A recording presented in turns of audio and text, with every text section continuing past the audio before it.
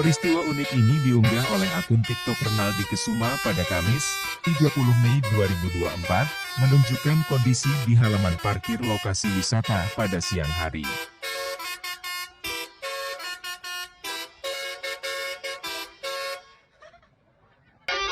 Pada awal video, terlihat beberapa bus sedang parkir, dan terdengar alunan klakson telolet dari salah satu bus yang parkir.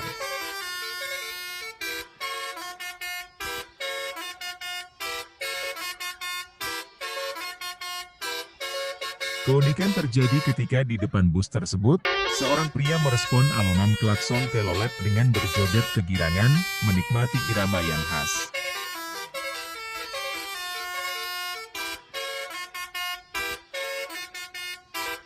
Alunan klakson telolet yang menggema di lokasi tersebut membuat suasana jadi ceria.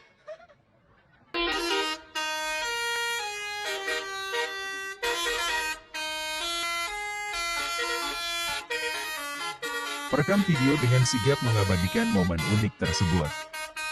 Aksi joget pria di depan bus yang memainkan telolet ini tidak hanya menghibur pengunjung di lokasi wisata, tetapi juga menambah keceriaan di siang hari.